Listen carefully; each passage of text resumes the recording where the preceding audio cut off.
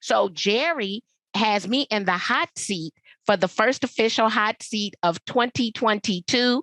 What's going on, Jerry? Hey, it's good, Marky. How are you doing? I'm doing good. I'm thankful to be here this evening. I got all my fluids right over here ready for you so I can keep my throat lubricated. Whenever I'm human going to join you with that too because I got a little bit of a cough myself. Yep. So it's okay. We're gonna let it digest and put it to work anyway. So that's all that matters. Absolutely. And so I know you got some good questions for me, and you're gonna light me up. Because you have good questions anyway. So I was like, I better be ready. I gotta be on my P's and Q's tonight because Jerry is an implementer, he takes action and he's actively engaged and involved. And so light me up, Jerry. Okay, careful what you wish for, Look, let me get my notepad. Like notepad and a wipe everything for the forehead. Whew. All It's right. okay. All right. So the first one will be a pretty good one for you, I think. Okay. What do you consider to be your greatest success in life? And it can be personal, private, spiritual, business, whatever the case may be. And how has that shaped who you are now and what you've done in life since then? Well, I would say being a mother. I started off as I made a decision. I knew at the time that I found out I was pregnant that I was going to be an unwedded mother, that I was going to be in this journey by myself or without the father. And so the first thing was I went and I had a discussion with my mother and with my family, my grandfathers. My grandmothers had passed away. And they told me, Marky, we're going to take care of this baby just like we took care of you. Now, the difference was my parents were teen parents. When I realized I was pregnant, I was in my next last year of grad school and I already owned real estate and I was an operations marketing manager. But I even took Skylar's father off of child support because I never wanted to have anyone to have impact in my house over my mind, over how I would act. And I noticed that a lot of women, when their child support checks don't show up, I mean, it's not a good day in their house, right?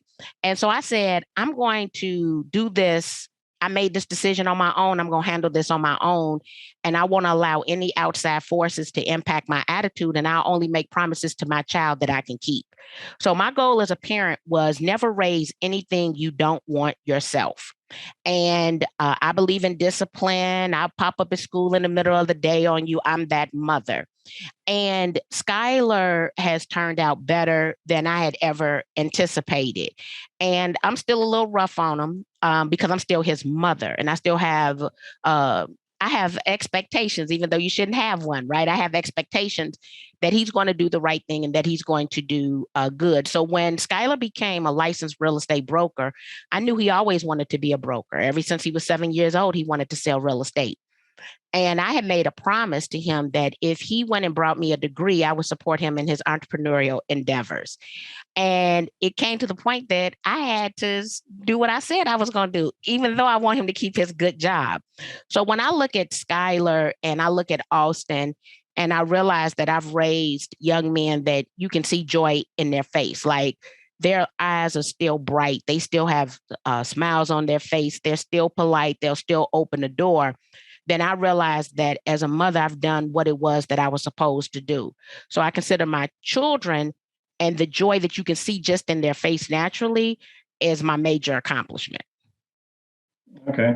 And I know being a parent is most people's greatest accomplishment, or that's what they consider it to be, and everything like that. And when you can see that you've shaped someone's life in a fashion to where, you're not only proud that they're your kid, but you're proud that they represent you as a person as well. And you've trained them the way they need to go and everything.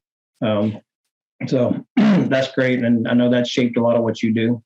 It is. And let me also say this. So Skylar has traveled with me for my lipedema surgeries. And at first I could have hired a private care nurse. And I was like, there's some things that Skylar needs for business. And at the moment he said, oh my, I told my team that I would be traveling with you. It's okay for me to do that with no problems. I felt instantly safe. Like I was like, oh, this is great. My son is going with me, someone who I trust, right? I'm not that he's not going to allow anything to happen to me. But this is what I made a promise to Skylar. I was downstairs in the kitchen, and some people don't know, but I fainted on an airplane when I was pregnant with Austin. And Skylar was on the airplane with me. He was sitting in the row behind me. And as I was fainting, I could see his face, and just it was it was a face I never wanted to see again. So when I was downstairs one day in the kitchen after he had agreed to go with me for my surgeries, me and God had a talk. I said, God, let me explain something to you. I need to heal. I don't want to ever see that face again in life. I never want to cause my child that amount of anxiety. And God assured me, look, we're gonna do this. You're gonna be a champion. So I told Skylar, I said, look, I'm just letting you know, I'm gonna be the best patient ever, because that face that I saw when I fainted on that airplane, God has assured me I won't have to see that face again. And he just started laughing, right?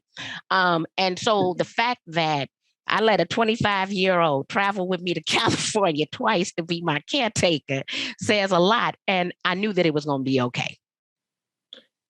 Yeah. And I mean, the fact that you got someone that can travel with you and do that. And as a child, taking care of a parent on a trip like that or anywhere, even at home, you feel like, you know what, I've raised them, and they feel the honor as well to be able to do something like that and to step up and say, you know what, I got this. Don't worry about it. Yep. So, okay, you got me already emotional. Okay. Okay. All right. See, I told you we're going to start off with a bang. So the next one, we'll just take and flip that. So now that we know what the greatest accomplishment was, what would you consider one of your greatest failures, or in another word, opportunities in life that shaped what you are right now? I'm going to do a twofold. So I owned a restaurant at a very early age. I was 21 years old. That restaurant failed. I am the person who had no intentions on going to college. I wanted to be a hairstylist. My mother essentially forced me to go to college. And when I left to go to college, I told my mother, I said, I'm not going to like school, and I'm coming right back home. And then I get to college and I'm like, who doesn't like college? I get to be grown and they still take care of me, right? So I want to flip the script and go get a PhD, right? And they like, oh, no, no, no. We didn't mean for you to go to school that long. We're not paying for a PhD.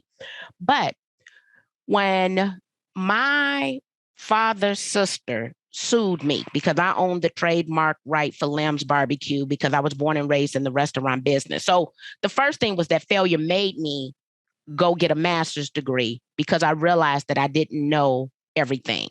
And I accepted the fact you don't know, you don't know. So that would be the result of the first restaurant failing. But when I went through a lawsuit with my family, I think it was probably one of my lowest points in life. And it took me maybe 2 to 3 years to be thankful. My father suing me was the best thing that anyone has ever done for me. She forced me to go and find my own way. And the fact that I don't have to be beholden to anyone, that I get to say exactly what I want to say, how I want to say it, because I built it. It wasn't given to me. I did not inherit it. Did I take some of the skill set from the restaurant business and bring it over to real estate? Most definitely. But my aunt would have still been able to dictate what she thought that I was worth. I get to dictate what I think that I'm worth. And I'm glad to say that she can't afford me, right? Mm-hmm. And no one outside of my aunt, I am as successful as she is. None of my brothers, none of my cousins, because she still controls what they can and cannot do. And so I was bitter maybe about 2 years from 1999 to 2001 until I realized the freedom that I had and how she had freed me to be the best version of myself. Okay.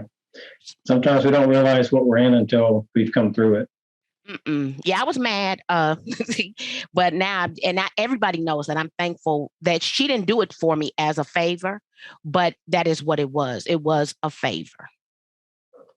Blessings come in many disguises, don't they? Yes, they do.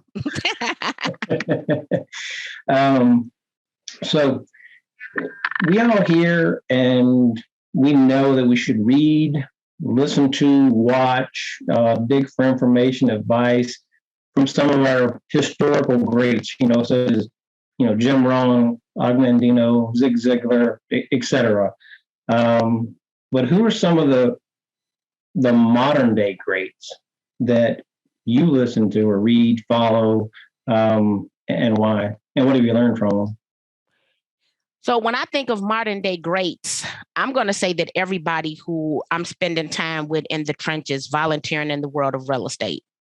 And Zeke Morris would definitely be one. He's the current president of the Illinois Realtors. The reason is Zeke is the most calm, mellow person that I know.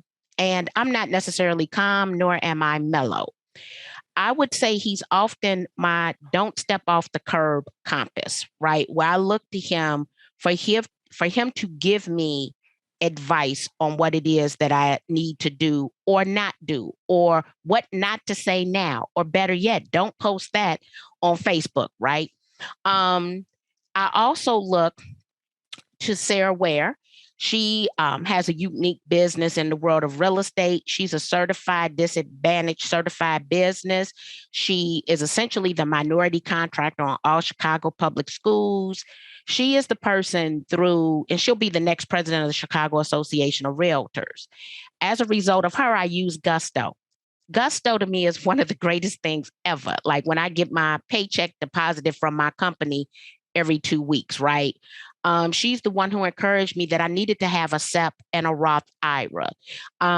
And once you set it up, you just let it run, right? So Tommy Choi, another great in real estate who's now running for state president, how he operates his business and actually a partnership with his best friend. They've been friends forever, but how he grew his franchise and how he incorporates his parents. They initially moved back overseas, but came back home because overseas today wasn't the overseas that they left, right? Okay. And his 3 children. And so a lot of people I'm interacting with one-on-one and getting that business advice only because of the volunteering. So everybody who I just spoke of are people who I'm spending a lot of time with volunteering at the local, the state, the National Association of Realtors. I would say other people would be Dr. Bernice Ross, right? When I talked about us and our self-employment status, that's because when we were at a recent conference, she pulled me to the side and she was like, Marky, yeah, I think we should be worried about the Department of Justice, but I also think we need to be worried about this. And here is why. Katie Lance and I are good friends. So we have conversations all the time about the fact that there need to be more women on stage, and Chelsea Pipes. So I'm in because of the podcast, have the ability to interview all of these people, the Dustin Broms. And what I like about the conversations I have is that a lot of us can be with competing companies, and yet we're still talking to each other without violating rules and regulations. The other day, Tiffany Curry and I, she's the only minority female that owns a Berkshire Hathaway. We had an hour conversation. So just to be able to sit down once or twice a month to have these hour-long conversations with all of these authors and people, real estate leaders, Nolly Williams would be another one. And a lot of us, very few of them are with the company, that I'm with, even though I talked to a Nick Liebert and I talked to Annette Anthony and I talked to Frankie Joe. And it's never just like a 5-minute conversation. We're having hour-long conversations. So each of them have definitely taught me something new, but it's these one-on-one conversations with thought leaders. Okay. So I know for that goes, a lot of those guys, I'm not familiar with because I'm not in that circle or in that I guess city or metroplex or MLS or anything like that. So not a lot of people you mentioned were in yours. Yeah, but come back. So let me tell you how I think I got here, though. I remember when I went out for the Chicago Association of Realtors Board of Directors the first time, and I got on the board. And someone said, well, Marky, is that a paid board position? And I said, no, it's not. And they was like, well, why would you want to be on a non-paid board? And I said, let me make you this promise. being on the board of directors of the Chicago Association of Realtors, it is going to open doors that I could not open for myself. So a lot of those people, they're not in Illinois, they were different organizations, different cities, but being on that local board actually allows you to network on a global level. Funniest thing happened last week. Someone inboxed me and they said, Marky, I hear you all are doing this big national DEI thing, right? And I'm like, national? No, we just doing it as a local association. What is this? And here's the problem with this. It's my committee. I'm vice chair of this committee. And do I know we're doing this event in June? Yeah. I wasn't doing it. My thought wasn't it was a national event. It's a Chicago Association of Realtors event. Mm-hmm. So I sent a text message to my CEO. I'm like, when did our event become a national event? And she sent me back one name. She says, do I need to say more? I said, oh, okay. So one person said something that made it a national event. So now we got people flying in from all over the country, right, to this event that I'm the vice chair of, right? But that's being on the board of directors, right? And it opened up the opportunity, or even being a podcaster, right? To be able to meet these people, to see a book or whatever the case may be, and be like, oh, I want to interview that person. Let me send them a message. And I do that all the time. And very few people have not responded. That means I need to do what? Send them another message, right? And I'm like, hey, I have this podcast, would love to sit down and talk to you. And generally, they're going to say yes.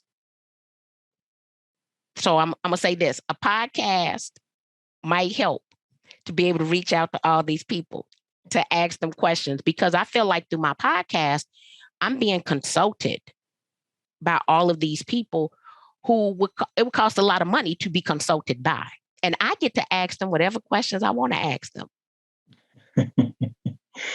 It's funny you mentioned about having a podcast and reaching out to somebody. Like you said, you've called and they haven't responded and things like that. I was listening to one this afternoon and the gentleman was like, took him like 14 messages that he left with this person over a period of time. And finally, the person called him back and was like, I guess I have to speak to you because it must be important. You've left me 14 messages. So what can I do for you? And he was like, he explained what he was looking to do. And they've had a relationship ever since then. But he was like, again, like you said, was it hungry mouths don't get fed or something like that? Closed mouths don't get fed. Well, sometimes hungry mouths don't get fed either, but but closed mouths don't get fed. Be hungry, right? Yeah. And that kind of goes along the same lines of a saying that I had a friend of mine that told me years ago. He was like, you get 100% of what you don't ask for. Isn't that the truth? And it took me a while to understand what he meant by that. And then one day it finally clicked and I was like, oh, absolutely. So I'm glad you mentioned the different people and reading books and stuff like that. So that brings me to my next one. I know you're looking at my notes here. What are your two favorite books and why, and how have they shaped who you are right now? Well, I think everybody knows the one thing is still one of my favorite books. So I don't like long books. Okay. So if it's too long, I'm not going to read it. The reason is that the one thing got me out of a rut. I was in a rut. My money was funny. My energy was zapped, and I did not have enough time to date my husband. And I couldn't figure out, I was working hard, but I couldn't figure out what was I doing wrong? And should I be doing this? And that was 2012. And after I read the one thing, I realized I was doing too much. And just because you're good at something doesn't mean you're supposed to do it. So I started taking things off of my plate. It made me take action. So the books that I like the most are the books that still influence my thought process today. So the one thing, and my favorite quote in that book is, be like a postage stamp, stick to one thing until you get there. My second book, and let me just say this, and I also like the MRE, the Millionaire Real Estate Agent book. I think it's a great foundational book for people coming into the world of real estate, even today. All of the books, even the one for investors and things of that nature that they have. My second favorite book is the Miracle Morning. We're in a miracle morning. Miracle. And the rationale behind that is because I took that lifesavers and I remember them all. Silence, affirmation, visualization, exercise, and reading and scripts.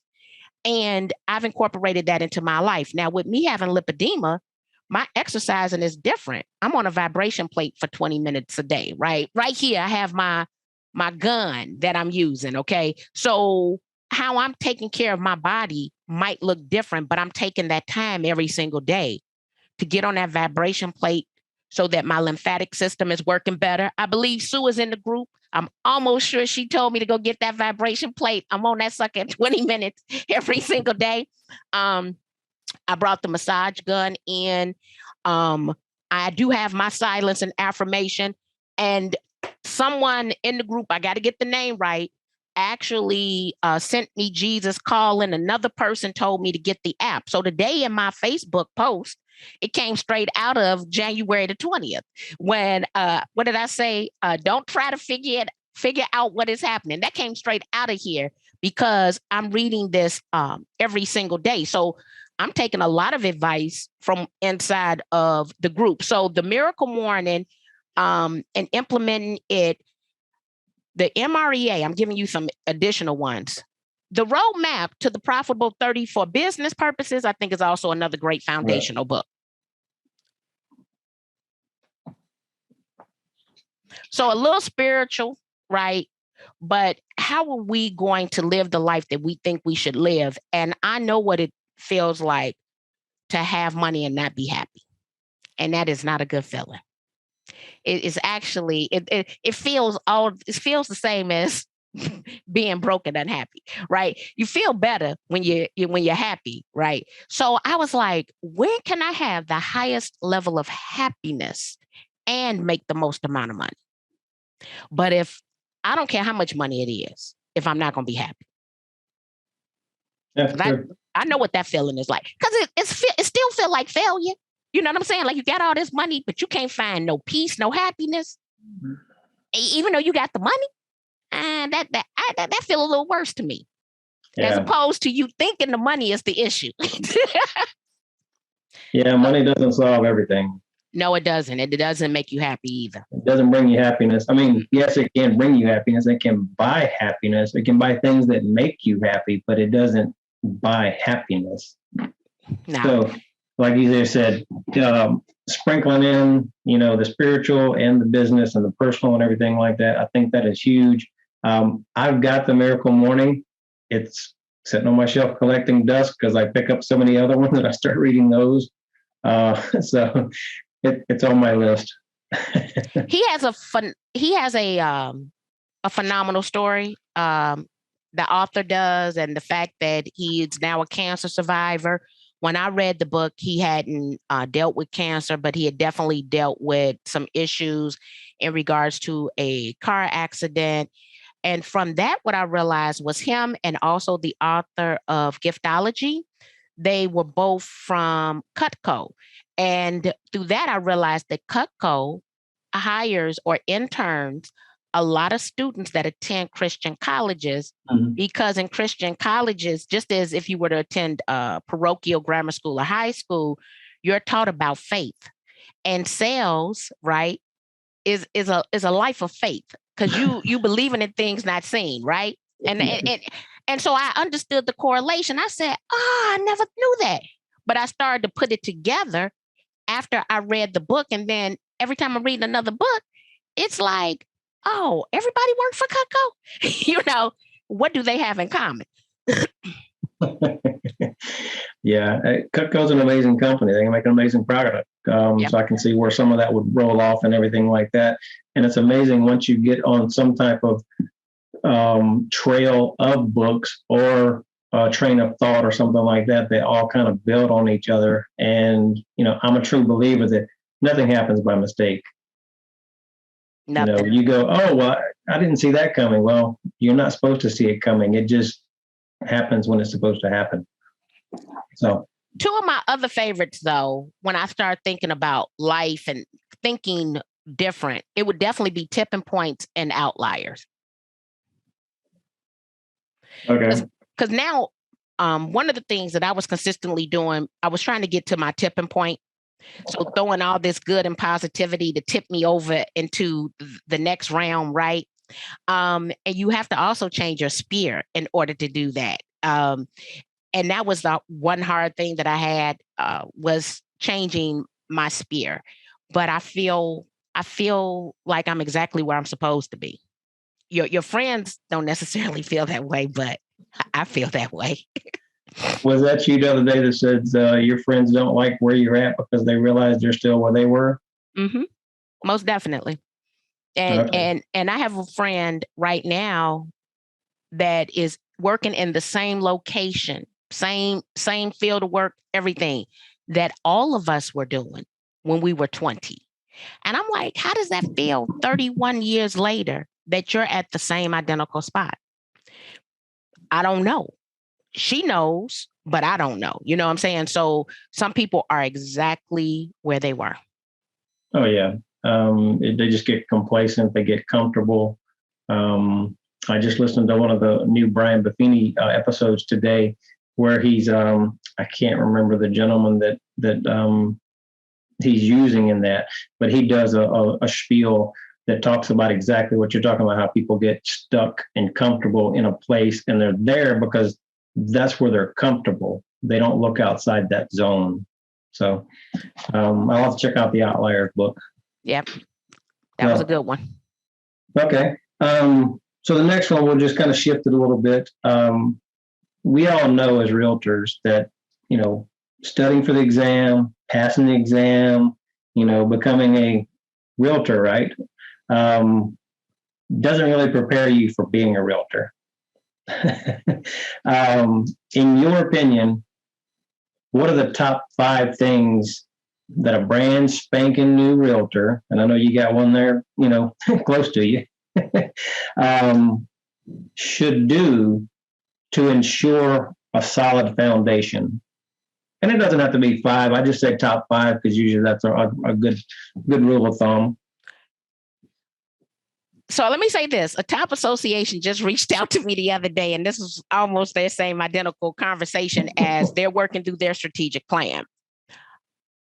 I was literally shocked that the pre-license course does not teach you how to sell real estate.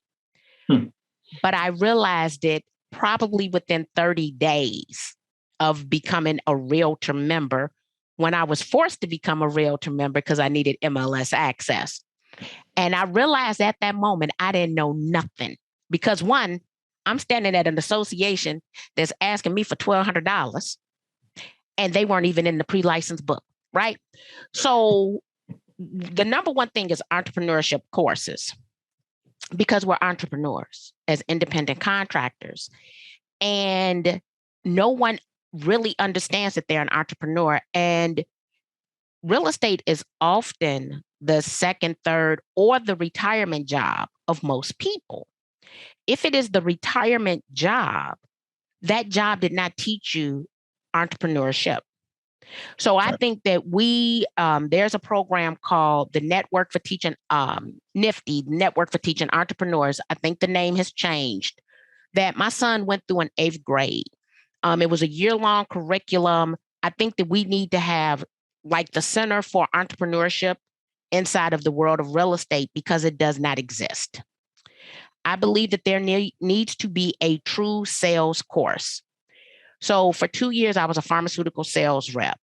One of the greatest lessons I learned, and I can pick one lesson from everything, right, was that I needed to be like a chameleon.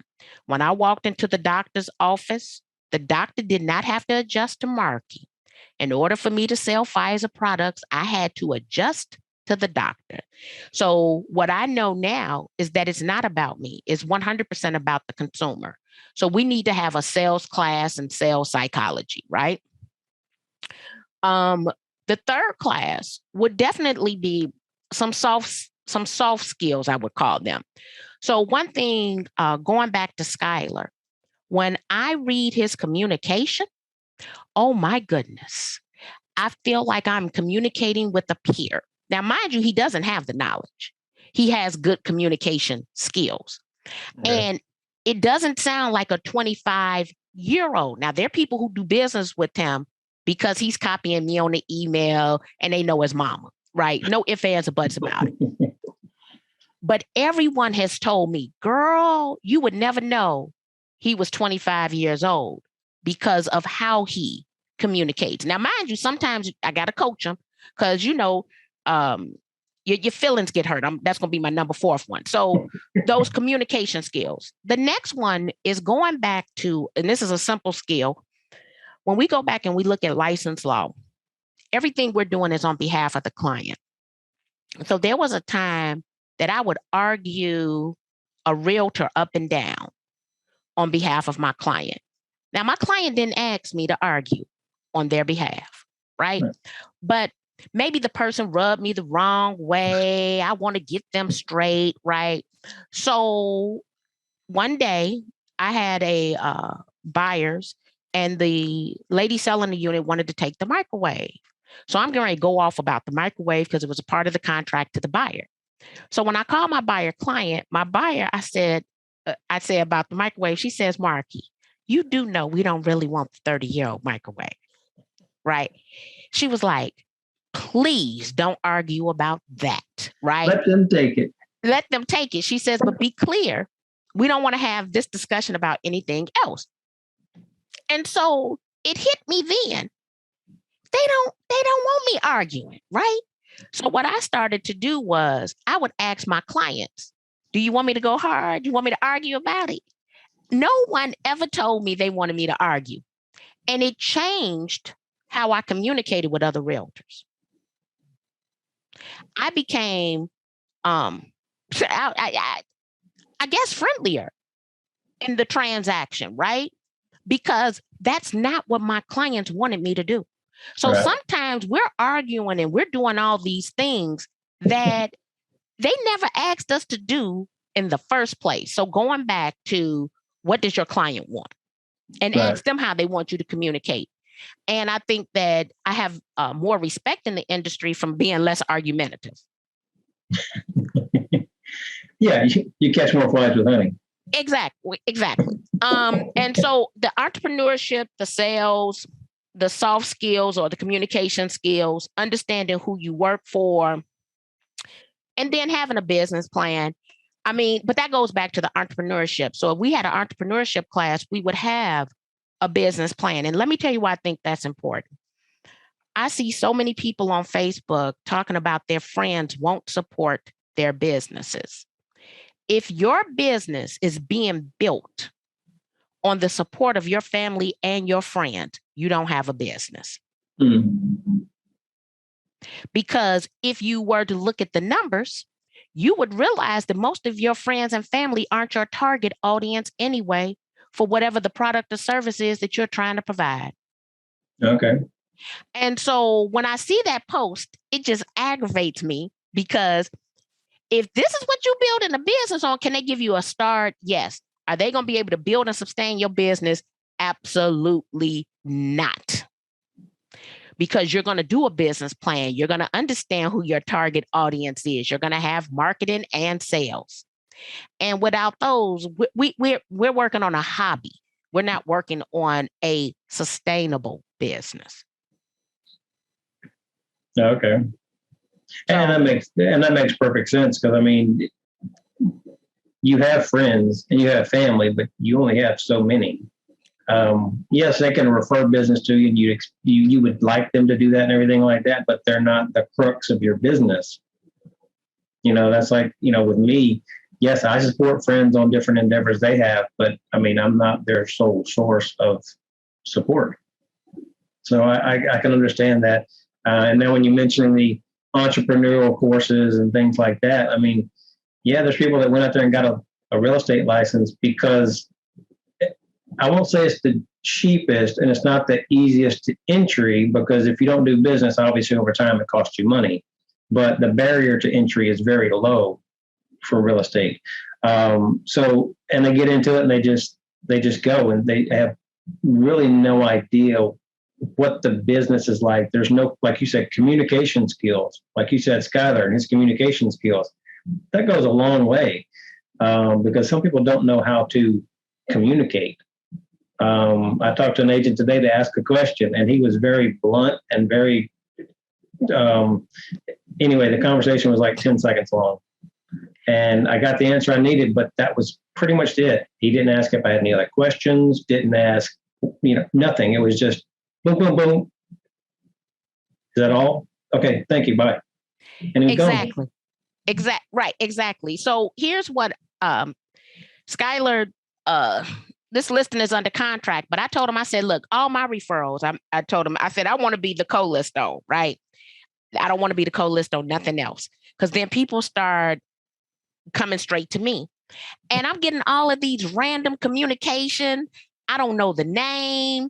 I don't know what property address they talking about. And I'm like, oh, I can't do this, right? And I'm like, this is grown folks talking. And so one lady, I said, so who is this? Oh, I'm so-and-so, so-and-so.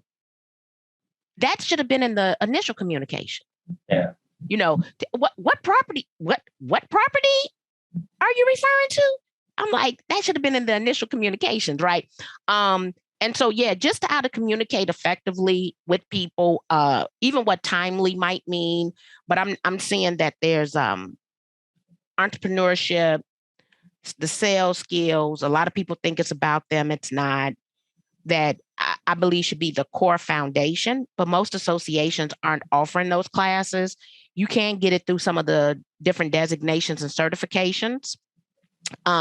Or even like in the city of Chicago, we have the Women Business Development Center that they have courses, or maybe even a community college. Okay. Yeah. And I know you talking about the, entrepreneurial, just teaching you how to write a business plan, how to do it. I mean, because there's, in companies, you have a broker, your broker may not even know how to do it per se. Because in certain states, to be a broker, it's like instantaneous, or it's within a year. And I mean, you don't even have your feet wet yet. You don't even know what you're doing to begin with. And yet you are the guiding force of your company or your office. And they're coming to you for that. And if you don't have those skills, you can't teach someone else. Imagine this. I came into the industry as a broker. I never took the pre-license course, and I had agents. It is umpteen years later, and I refuse to be a managing broker because now I have the knowledge to understand that is not the job that I need to be doing.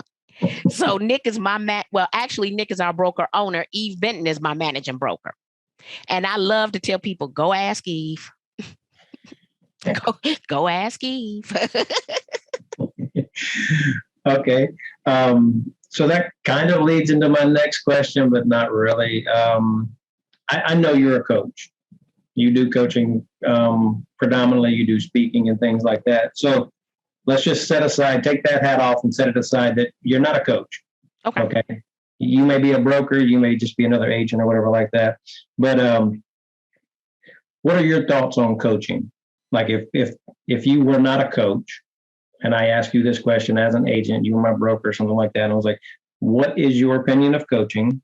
And it's a 3-part question, so I can ask it now or ask it later. When should someone consider coaching? And then the third part would be, how should they go about selecting the right coach? Okay, so let me say my thoughts on coaching. I think that everyone needs coaching. I don't believe that people should be in the same coaching program for years. Like people have been doing Buffini for 10 years, right? Mm. Or people have been doing Tom Ferry for 10, 15 years, right? At one point, I think that they should switch from Tom Ferry and go over to a Buffini, or vice versa, right? They need to try someone else out, because how many years does it take you to understand what they getting ready to tell you next? Okay. Right. So I think 3-4 years, and then it's time either A, you've adopted those principles and methods into your business, or you should, because you already have the funds allocated, you should go find someone else that could teach you how to do something new, because technically you've become comfortable, right? The goal of coaching is for you not to be comfortable. is for you to be uncomfortable, because growth occurs where there is no comfort. Okay. With that being said, I definitely believe that everybody needs a coach or a mentor. I have coaches, I have mentors. I got a YouTube coach that's working with me on YouTube. Last year, I think I had the most coaches. I had 3 of them. All of them I respected, admired, and watched for a long time before I hired them, and knew exactly what those outcomes were going to, what the projected outcomes were going to be. Some performed substantially higher, some performed a little lower. And of course, they always keep coming back with another program. This year, as I've explained, I'm going to keep my YouTube coach, but I've bought into these 3 other programs that I have not thoroughly implemented what I paid for. So before I go and pay for another program, I have to implement, and I'm keeping one coach and implementing from the other 3 coaches that I work with. That's the strategy this year. And so don't just buy, don't go get another coach if you haven't implemented, right? Because now it's not that you need a coach, you need to implement. And we have to be honest with ourselves about, well, do we need another coach, or do we need to simply implement? And what I'm clear about, I spent a lot of money on these programs. I need to implement them. I really didn't have enough time to implement them. So this is the year. And then next year in 2023, then we can go look at another programs once we've implemented some of these things before we spend yet some more money. So I believe in coaching. I believe you should have diverse coaches. I think that you should look. And so I looked at everybody. I understood who their students were. And here's what's funny. The people who I selected, I liked the outcomes the students had who I personally knew. Okay. So Danielle Leslie, I like the outcomes of some of her students. Thomas Stovall, who technically didn't let me hire him, I knew 2 of his students, loved their outcomes. Do It Right Marketing. I met him face to face at the National Speakers Association. I'm looking up here to see if I see his name on the book. And I was, so this is worth everything. I'm volunteering at the National Speakers Association. And because I'm volunteering, they have a networking event. The networking event is with everybody who earns 7 figures per year as a speaker. So I get to go to the networking event as a volunteer. The president at the time of the National Speakers Association asked me, who can he introduce me to who can help me with my business? I said, well, I'm volunteering, don't know. He says, well, I'm going to introduce you to so-and-so. He introduced me to so-and-so. So-and-so has a green badge on. He earned 7 figures. He had finally got to 7 figures per year. He ended up being one of my coaches because he coached me at that event. I was in awe. I'm like, I'm volunteering. I'm over here with the 7-figure earners. Oh, and they gonna pour into me. I was in heaven. Okay, let me just say that. So then, because the president got to introduce me when we were going to the airport, they were like, Marky, come ride in the limo, and told me how to do everything I needed to do on the ride back to the airport. That's what volunteering gets you, because I wouldn't have had that opportunity. Okay. But now I got to think of what's his name from Do It Right Marketing. He got a podcast, Do It Right Marketing. I can't find the dang old book. I'm going to come up with his name. That's okay. And I did his program. His program was the first program I did coming into the pandemic. Helped me out a lot, but still need to go back and look at some of the stuff again. Like everything that I've invested in, I need to go back and take one program at a time, look at it, decide what I haven't implemented, and see how it helps and grows my business. So I believe in them. But I would say it's a lot of great programs. Talk to other people and say, well, what outcomes did you have? What did you like? Or see what they're saying about the people online. So like Danielle Pierce, I knew her personally when she got started in business. I knew that Thomas Stovall was her coach. I knew that he had taken her to 7 figures. That's why I reached out to him in the first place. Okay. So when would you recommend When someone should consider a coach? I think you should sit down and look at your budget. Hmm. And your budget will often dictate. And I would say you might start off with a more inexpensive coach and then you keep graduating to a more expensive coach based on what that income is. Okay. I had another friend of mine that I was talking to the same question about the other day, and he was like, interview them, ask them questions as well, because you not only, and like you were talking about knowing some of their students or some of their successes and or failures, talk to some of those people as well, because just because this person is right for, say, Marky, they may not be right for Jerry. Yeah, they might not be. We may not connect. I may not get their whole program or anything like that, but you may look at it and go, you know what, this is right in my wheelhouse. I can do this. I look at it and go, it's not really for me. It's not there, and I may feel comfortable with someone else. Yeah, but I think, but definitely also look at that budget allocation, and you want to commit to meet at least a year. Every program that I've committed to, either they had like a one-time sale, or it was, whatever the duration of the program was, up to a year, because I want to see if it's, once I make the commitment, if it's going to work. And now it's really about me going back, taking a deep dive and implementing some of those strategies, because I haven't fully implemented it. Yeah, I think the budget's a huge one. That's one I've thought about over the time frame too, because I don't have a coach right now. I need one. I need to jump into that pool. But I've thought about that over the time frame too. It's like most of them have a set rate, type thing, and it may not take into account that you've got a new person that's wet behind the ears and a seasoned person that's making more money, but yet the coaching costs the same amount. And some people go, well, I can't get a coach because I can't afford it. And someone else says, well, you can't afford not to get one. So it's kind of you're stuck between a rock and a hard place at that time.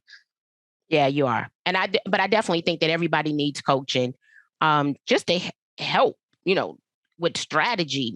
It's a lot of strategy in real estate. And real estate to me has become progressively harder because of the technology. There was a time that you just needed the MLS. No, I'm serious. That's all I needed was the MLS. Everything else was face to face. You got your mobile device, you got your charger, and you can make it happen. Now it is so much technology, and contingent upon the age bracket you're working with dictates how much technology you need to have. Right. Right. I have a lot of senior clients right now. And the question is, how are we going to get DocuSign? It's a big question, right? Especially if they're not here, right? So how do we get these signatures? And that's been a very unique situation, because now you have to pivot based on their age.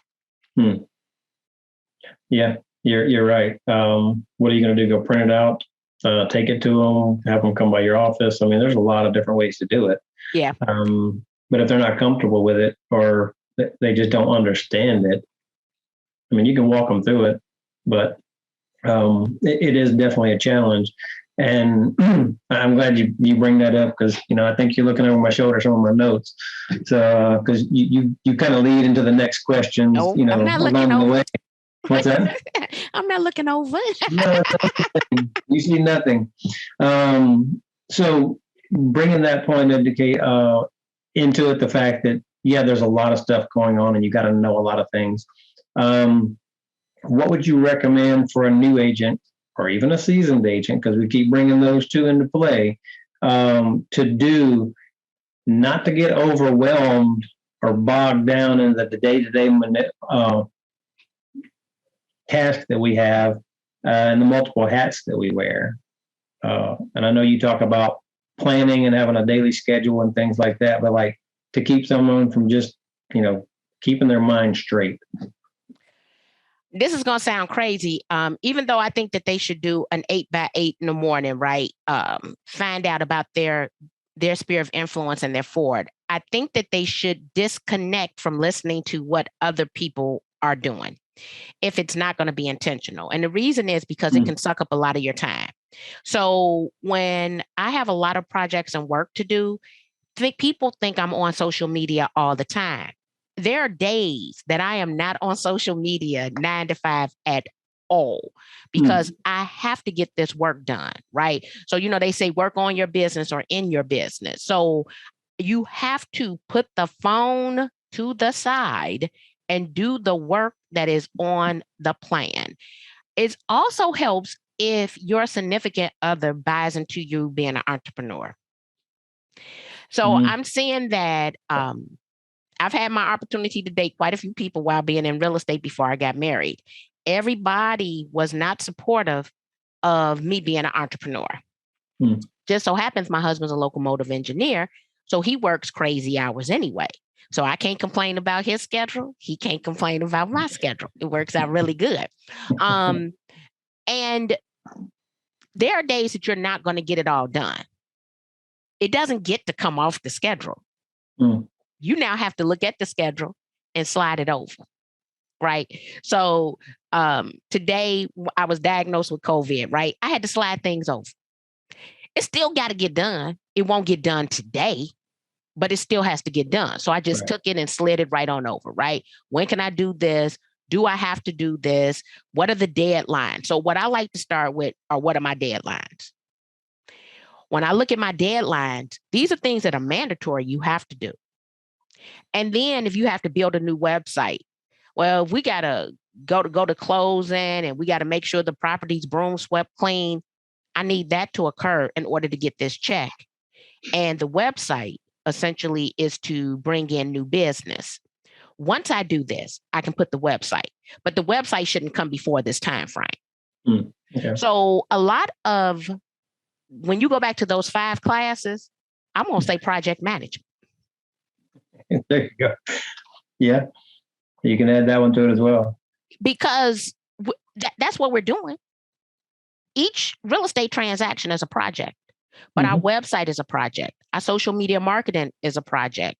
Our 4 public events per year are projects, right? Us setting up our new buyer guide is a project. These are all projects.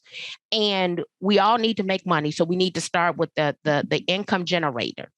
And then if we already got 2 websites, right? And they both function, or let me say this, we have one, we want a new one. We already got a website that works. Are we marketing this website effectively? If we're not marketing this website effectively, a new website not marketed is not going to bring us more business. No. So the ability to look at all of those pieces and then prioritize them. I got things that are on my calendar for 3 months from now. 3 months, because it's not a priority right now. I'm just putting it out. And I got deadlines because you got to make submissions and they're all on my calendar. And when that time comes, I'm going to look at it. But yeah, I would say project management. So there is a young lady, her name is Barb Betts. She has a new real estate Asana course. I believe it's Asana, because project management is key to real estate, to getting everything done and to say no to some things. Yeah, I agree. It's kind of like going to a convention. You go to a convention as a project, as an attendee or as a speaker like yourself, but as an attendee, you go and you gather millions of ideas and you come back and you have to figure out which one you're going to implement and when, and not try to do them all at the same time. And I think that's usually, I know I'm guilty of it. I come back with a million of them and I want to do all of them type thing. And you try 1 or 2 or 3 or 10 or 50 and then they don't work. And then the rest of it just kind of slides off to the side, and then you're back to where you were and you haven't implemented or taken any of that stuff because it was too much, it was overwhelming. So yeah, project manager for an agent is huge. And I think some people don't consider all that, because if you write down all the stuff that an agent does, it would fill up a book, that you don't even think that you do. But you do it. Somehow, some people do. Skylar was talking about a concierge service the other day. And when we talked about concierge, I said, I want you to think about everything that you've done on all of these listing appointments. One, in order to get one closed, he just used Curbio. So I will say that it worked. It worked successfully. The property needed a new furnace. The seller didn't have the money to put the furnace in. Curbio, which is for realtors exclusively, came out, put the furnace in, warranty, everything, right? I said, well, that is a concierge service. I said, because that property when it closed, but that wasn't your job. That wasn't his job as a realtor, right? To make sure that the furnace was in the property. But he sourced that. On that same property, the seller lives in Michigan. So the property needed to be broom swept clean. They went over to Facebook and found a guy out in the West Chicago area that came and cleaned the property out because he had a budget to do that. I said, that's a concierge service, right? We got a new listing. Water needs to be shut off. Got to call water reclamation. I said, call our good old handyman. I said, he's MacGyver. He know how to do anything. Ask him what's the workaround for the city of Chicago to get the water shut off, right? He came up with the solution. I said, concierge service. All these different things, right? Because the water's coming into the property. We don't want any more damage. Oh, wow. But that's not a realtor issue. That's the seller's issue, right? Technically. But we're going to handle it. But these are the different things. And I told him, I said, come up with your long list of all these resources you put together to make sure that these properties get to the closing table.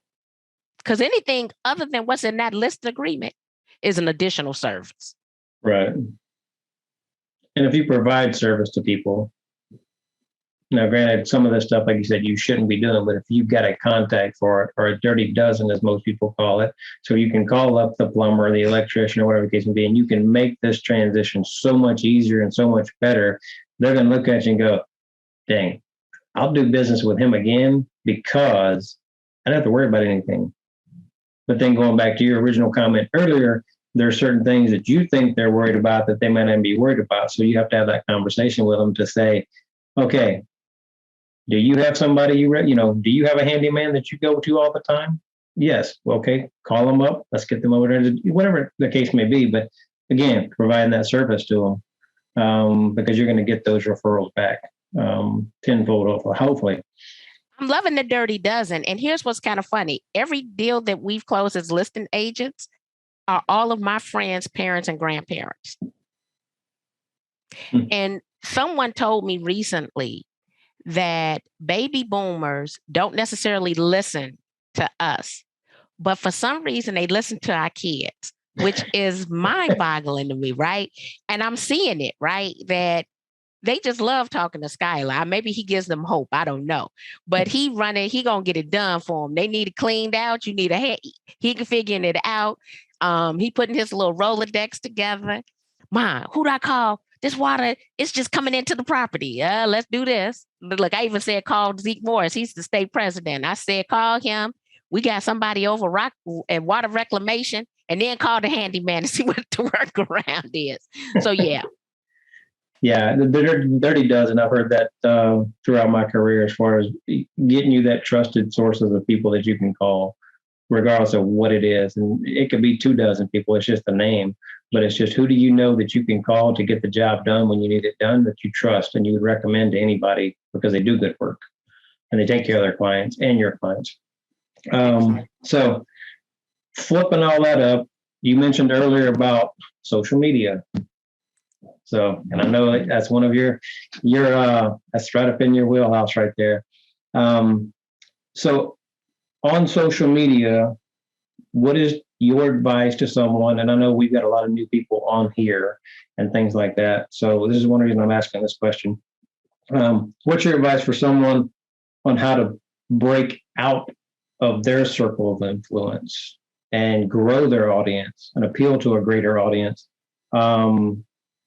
Where should they post? What should they post? How should they interact? But basically, what should they do to kind of break the mold and get out of their little bubble? The first thing is their post should be public. And when a post is public, it allows other people to find you. And it allows them to find you for what it is that they're searching for. That means that not only should all your posts be public, you should have a title or keywords about what you're talking about. Because if they were to do a simple search on any of the platforms, your video content can come up. Also, when people in your sphere of influence find that content to be of value, it allows them to share it to their feed. So I've had one video that was shared like 377 times. Okay. That's 377 people's sphere of influence that this one video was able to be in front of. Also, joining the different groups and the different marketplaces for your community, but always give more than what you take. So going into those groups every day, seeing not necessarily just a real estate question, but how can you be of service to that group and dropping that nugget. But when you drop a nugget, come up with whatever the question might be, copy that question, do a Q&A sheet. I would say put it inside of Google so that you can come back and you can search for the individual words because now you have your own Q&A list that you could go post somewhere else and say, an interesting question came up in so-and-so group, thought I'd share the answer here. But then if you see another person who asks a question on that subject in the future, you can come back over to this Excel spreadsheet and you can do a search. And if that word is anywhere in that document, it'll highlight that line that word is on. So I would break out into local marketplaces, local groups, making sure that all of your posts are public, that you add a title and keywords, and you can even ask people to share the content, and that will naturally just start to grow. Okay. All right.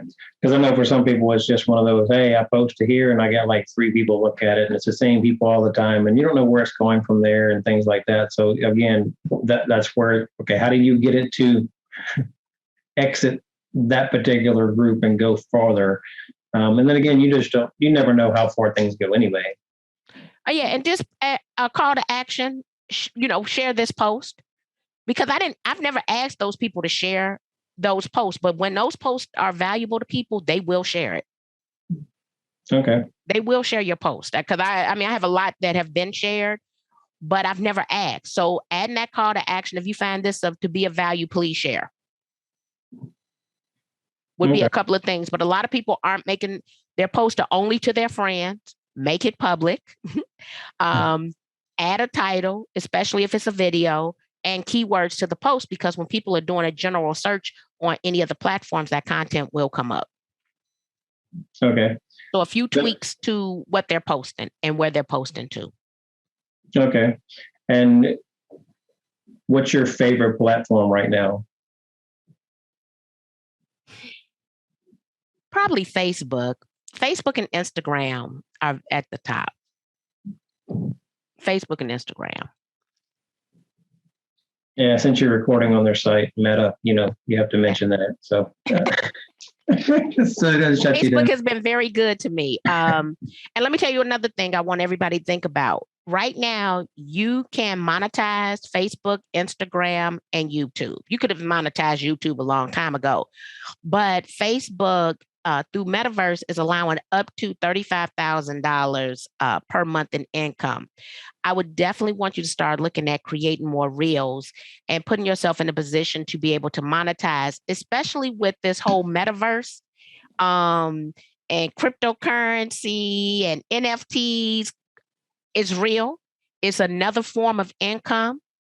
Definitely something that I'm looking into, not something I'm counting on. But if it's going to pop, I want some of it. And so this whole new metaverse thing is real. So start thinking about, he didn't change the name for nothing. Okay. How can you leverage being online, not only to monetize your content, but also investing in your future? Because that's kind of where we are right now. Okay. Which is a whole different conversation than we were having a couple of years ago. Oh, yeah. That's true, too, because, everything it evolves so quickly. So what worked 2 years ago may or may not work now, or you can use something that happened then and, make it work now in a different way. So talking about that and the whole social media paradigm and everything like that, I know you talk about it all the time. and you probably got some new people on here as well. What do you recommend for people to get over their fears of video? Oh, but well, besides, my line used to be I'm the shortest, darkest, roundest person in the room with the least amount of hair. We're working on me being the roundest person. So I'm still likely might be the shortest with the least amount of hair. Let's go that route.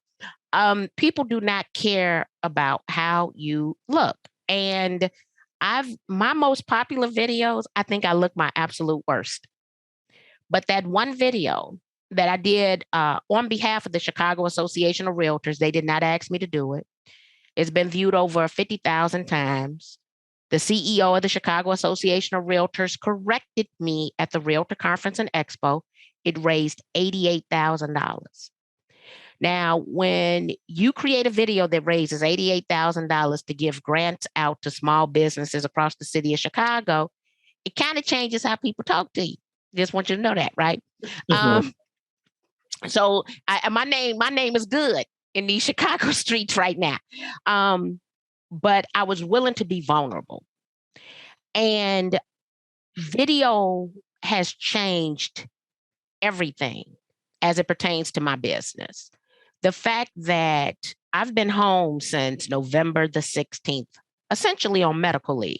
I've went out the house this past weekend, should have stayed my butt in the house, right? My business has not slowed down. I'm writing contracts. I'm booking face-to-face events. I'm working on collaborations.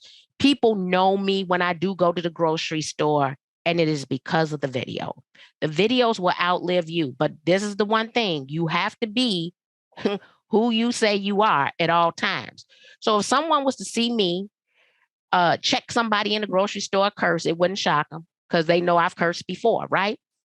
But I always tell myself, Marky, don't have an out-of-body experience. You got to be the person that they think that you're going to be. So when people walk up to me, I always look them in their eye and I say behind the mask, hey, how you doing today? Because that's who I would be on a Facebook or Instagram or wherever I am, right? I stop and I look people in their eyes. And then because I am a hugger, I always ask people, are you hugging? What, because I'm going to respect your rules and your regulations. I don't approach people. I keep my boundaries based on where they feel safe, and I adhere to their rules and regulations. So the power of video, it can transform your business. And I mentioned this the other day, but I'm going to mention it again. Skylar's on his fourth referral since November the 30th. One has closed, 2 are under contract, 1 is coming to the market. Those 4 are referrals from people that I knew 30 years ago that technically I've not kept in contact with. They're not on my Christmas list, anything. 2 I went to high school with. 1 graduated in 1987. 1 graduated with me in 1988. And one of them is my neophyte, so I pledged her. I was her dean. She referring her dean business. This is funny. It is because of what they've seen me post through videos on Facebook that they all sent me a direct message to list auntie house, mama house, parent house, daddy house. And all this stuff going under contract, multiple bids in a week. Yeah. That's the power of video. Okay. So it might not work instantly, but if you consistent, it is going to work. So imagine I'm sitting at home, right? And you and Jerry, we're at the same company, and I'm closing revenue share checks and I'm getting referral checks, right? And I'm getting referrals. And it's all because of this video. That video is all because of video. And so it has transformed everything. If you can just get over how you think you look. That's the biggest hurdle. But once you get over it, and I tell people, once you get that first lead and it's because of a video, you're going to try to find all kind of reasons to make some video content. You're like, oh, it didn't cost me no money. Oh, let me think of what another way to do a video. Can I do a video on that? So I'm always looking at ways to create even more video content understanding the power of the video. Okay. And I know you talk about repurposing and everything like that. That's one thing. I haven't done a lot of videos. I've done a few. There's usually walkthroughs and like the one the other night for the, own your own home and things like that. So doing that, but then going back and breaking it apart and pulling little pieces out of it that I could repurpose. I have to work on that myself. So just knowing what I can pull out and how to pull it out and everything like that. It's like for that particular one, I shot it and I used tomorrow's date because I'm going to post it tomorrow. Took me like 2 tries to do it. I was all good, set it aside, went back and looked at it later and listened to it. I used the wrong date. So I had to scrap it, put the new date in. Semantics. No one would probably even notice anyway, but it probably could have got a lot of attention because they're like, he don't even know what date it is. He knows it's Friday, but he ain't got the right date. And that could have gained some attention as well. So, I mean, just something like that. I guess it's not being afraid to make mistakes, look foolish or whatever the case may be. But obviously, you want to put your best foot forward. I think that's what most people may have fear of doing it just because of how they're going to look or be perceived. So. Well, let's do it. I want to see that video out there on all the different channels on Your Own Home Day. Yeah, exactly. So that's pretty much all I got for you tonight. It went pretty quick. I thought there was going to be a little bit more dialogue on some of them and everything like that, but it was, pretty short and sweet, to the point questions.